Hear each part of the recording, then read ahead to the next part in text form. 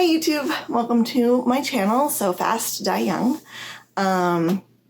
This video is going to be about my pattern drafting of the Little Red Riding Hood costume. So my background is in theatrical costume. I went to school for theater and costume design specifically. So most of my classes were based on, costume construction, and whatnot. So there's a lot of things that I do that are slightly different, I feel like, than fashion sewing. I mean, not all of it. I like to work with my patterns without seam allowance. I like to add weird seam allowance to certain areas of my pattern. Mostly the areas where I like to be able to alter things. So, I'm going to add more seam allowance in side seams, or like places where I think I might need length, or adjustments in case something doesn't fit. I have a tendency to kind of build this stuff in the first place rather than scrapping a project and being like, oh, this mock-up didn't fit with these 5/8 seams, so I need to, adjust everything. So I'm kind of put the small adjustments that I might need to make into my stuff already, which is kind of nice. Saves me some steps, I think. The video that you're going to see was filmed pretty early on in my experimentation of learning how to do all of this. The lighting's not great. The audio is kind of meh. I'm really bad at keeping things in frame. I was working with a tiny tripod that I had to weight in place so that it didn't tip over with my phone camera. So yeah, we're learning a lot. I'm learning a lot about video editing. I'm learning a lot about filming. I'm doing much better. Hopefully my videos will continue to get better. I mean, they should. But yeah, it's been a really interesting process. It's been a bit of a struggle with everything going on in the world right now. I find my motivation has good days and bad days. But that's part of what this project is for me, is something to just keep me motivated and doing things. You're going to be watching me trace out my pattern onto brown paper, and then remove all of the seam allowance. I'm going to talk a little bit about that, why I do it. I kind of trail off on some things. So there's a lot of notch marking and whatnot that I kind of do but don't talk about. So I'm very sorry. I'm learning. It's also very interesting watching the videos. I'm being like, oh, I need to remember next time I film to do X, Y, and Z more clearly. So, and I mean, it's funny because these videos are also just supposed to be more of a vlog, not a teaching tool, but then my brain is like, oh, but I should. So, if you guys like what you're seeing, or you want to know more about why I'm doing what I'm doing, please comment and talk to me and tell me what you want to see in future videos. I have another idea for a little short tip and trick video, so I'm gonna work on that hopefully later today, if not tomorrow. Okay, so this is how I like to trace out my patterns personally. When I am going to be doing alterations to them. For this, I usually have with me some pencils, a couple of different types of Sharpies, something for weighting the patterns down. These are different types of tracing tools. This one is used for pouncing. It's very sharp and pokey. This one is less sharp. Still pokes through things, but yeah, depending on the surface you're working on, they have different uses. You can also use tracing paper if you want.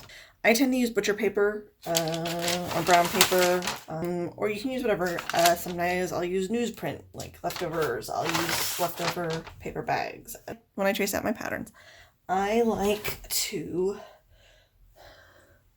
completely remove my seam allowance.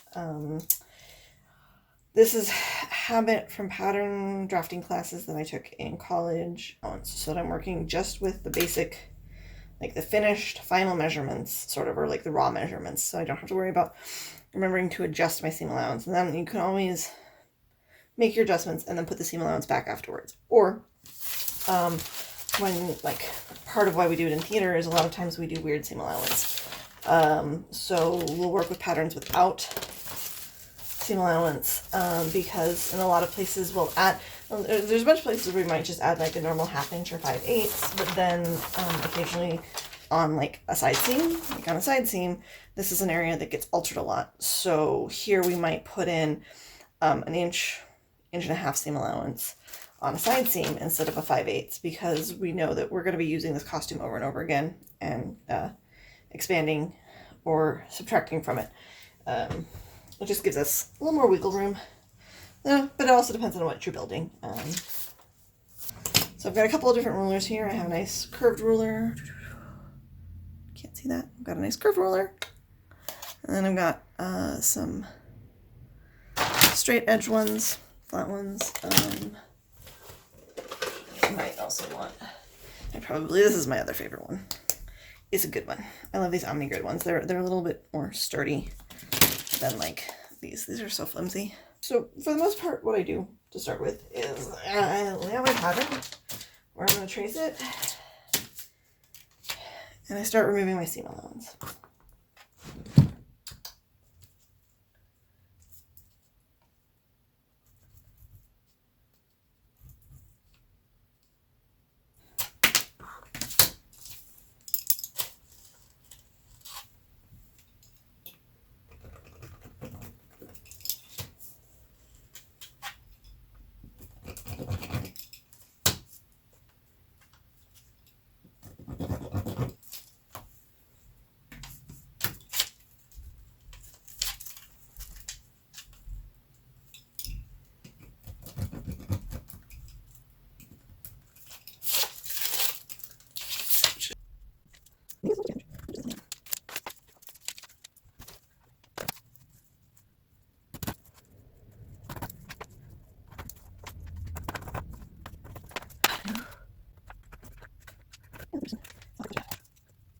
Now, part of why I'm tracing this out is there's a couple of changes I already know I want to make, because I want to adjust the neckline just a little bit, and I need to add in side seam allowance and stuff.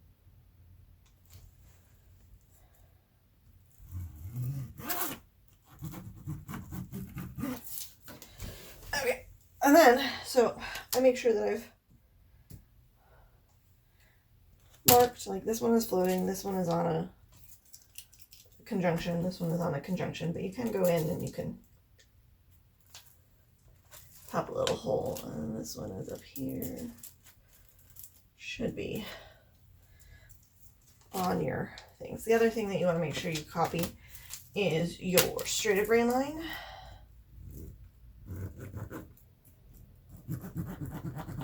So you get that. If you want, you can do your lengthen and shorten line.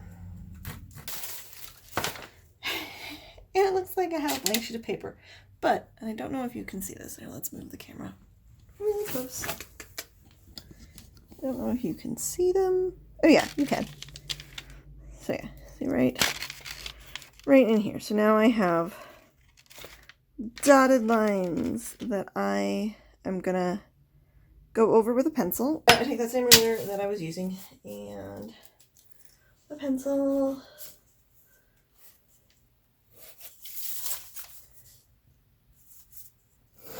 And find my lines.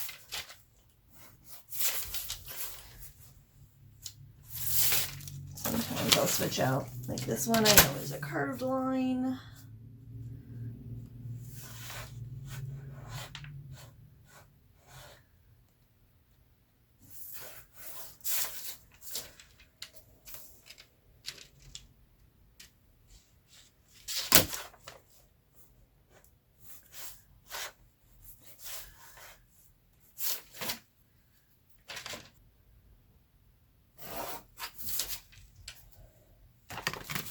Sometimes we have to double check where things were.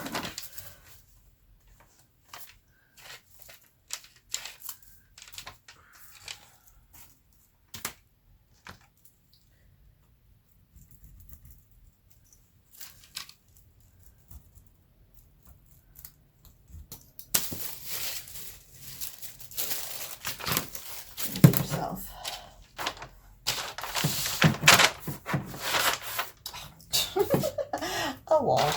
The wall is in the way.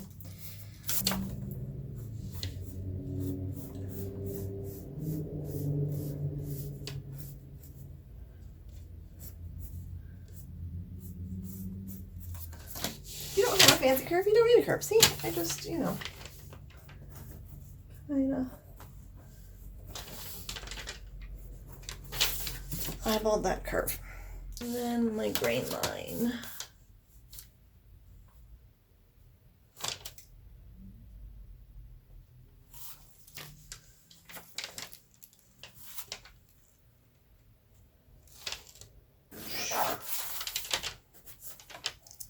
Straight of grain, and this was my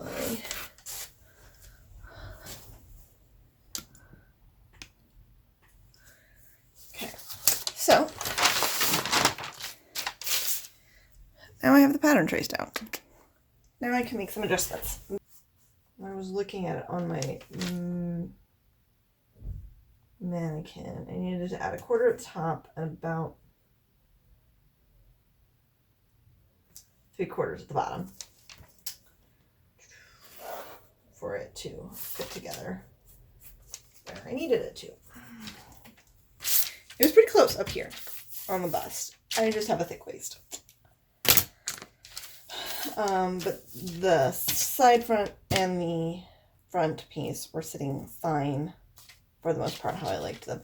One of the other places that, besides adding here, I also want to change the shape of my strap, I think, so that it, I'm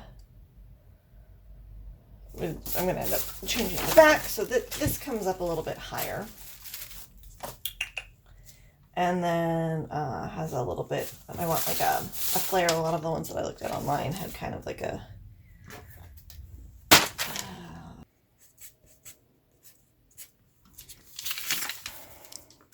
see, that's the neck shape that I want to get with the dirndl, so I actually want to make the strap come in a bit more, just a little.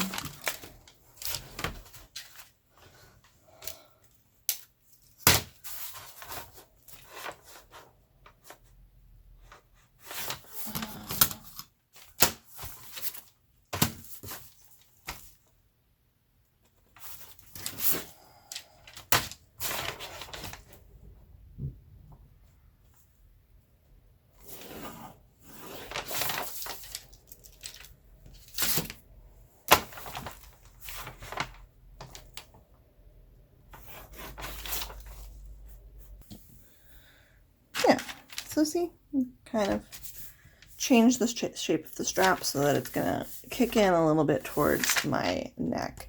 And I'll have to, once I trace the back piece, I'm gonna do the back piece, if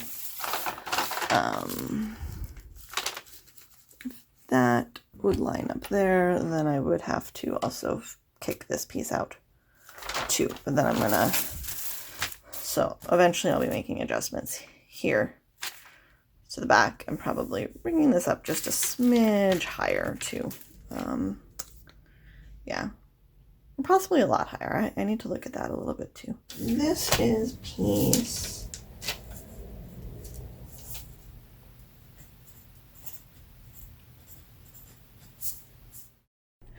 rather than making you suffer through me tracing out this entire pattern in real time, here's the clip sped up. I'm following the same process of removing all of the seam allowance from each piece and transferring the necessary markings to the brown paper.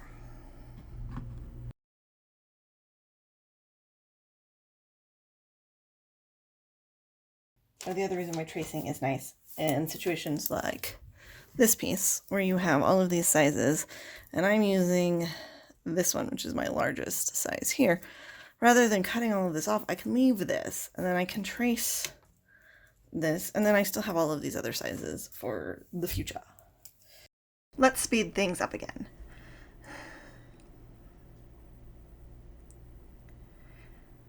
In a second, you're going to be able to see where I adjust the side back pattern the same way I did the side front, by adding about 3/4 of an inch to the side seam at the waist, and tapering it up to the underarm. This particular method worked well for me for this pattern, but is not always the way to adjust for a thicker waist.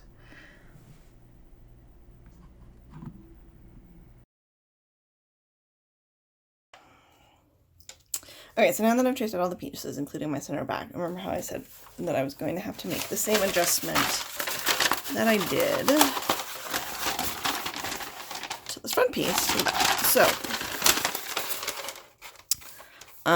I know that I kicked it out 1 inch, so I don't really need to like line this up, but if you need to, or if you have ease going on or darts or stuff, you would cut this and line this up to do your mark. But here we're just going to go ahead and mark out 1 inch. Oops, it's going to roll in my way.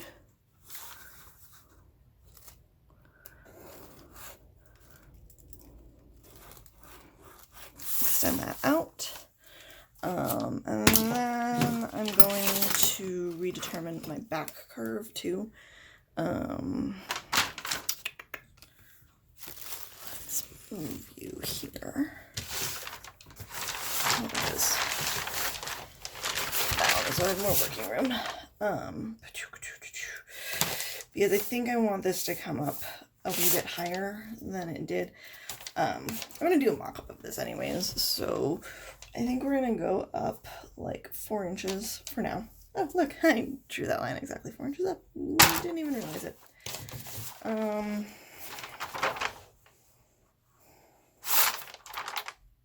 This needs to be perpendicular to the center back there.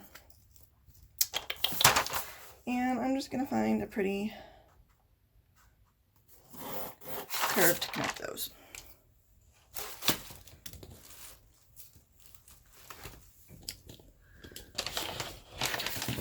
So now you can see that I went from this skinny with a low back to slightly higher. It might not end up being this. Like I said, I'm going to kind of cut this all out now and put it back on my mannequin. See how the pieces line up on that. And then depending on how I feel about it, I might make some more adjustments.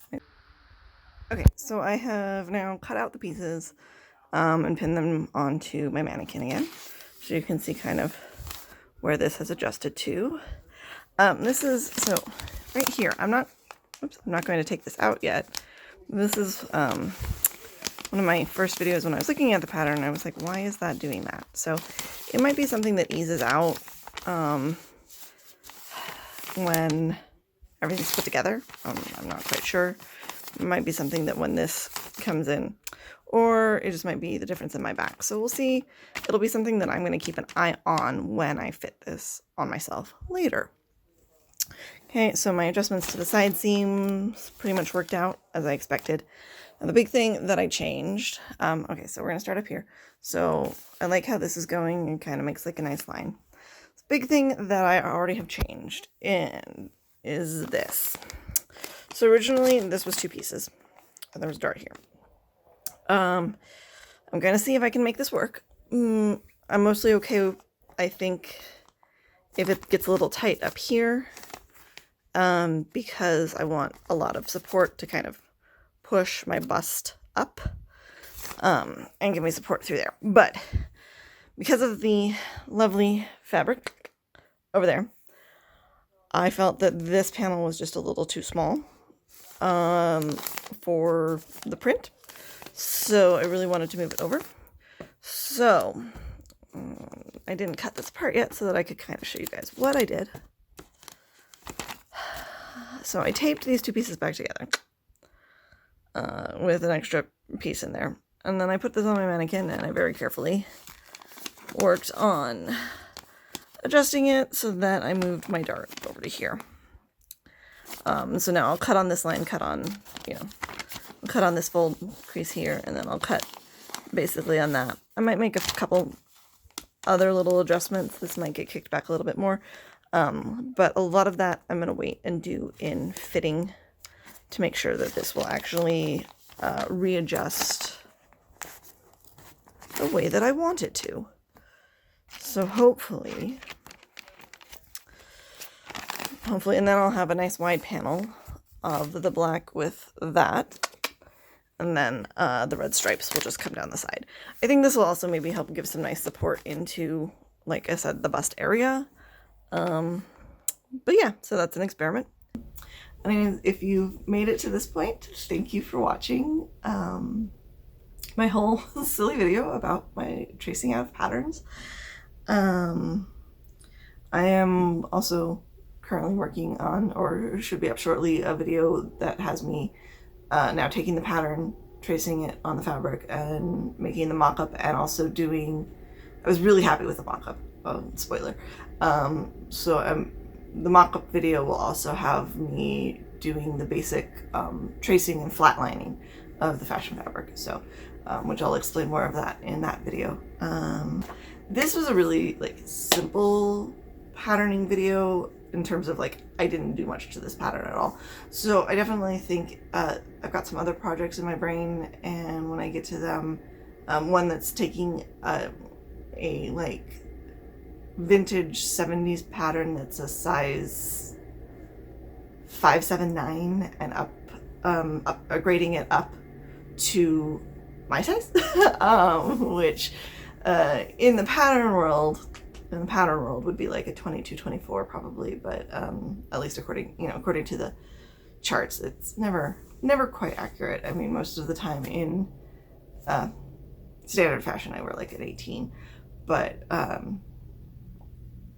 yeah, so I'm going to be doing a grading project on a vintage pattern down the line, and if I'm still doing this and everything is still good, then that will be an exciting one, I think, for people to maybe see, or a really frustrating one for me to do. I don't know. We'll see. I guess it kind of depends on how I end up doing it. So yeah, I've got this vintage pattern that I bought because I really want a gunny sack dress, and they don't make those in my size. They didn't make those in my size back in the day. At least not that I've ever been able to find an actual vintage one larger than a size junior's 15.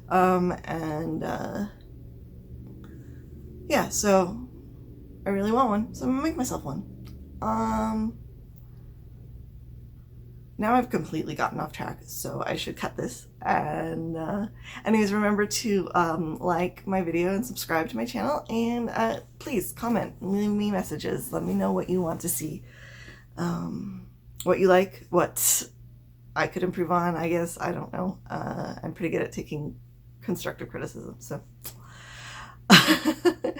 or ignoring idiots.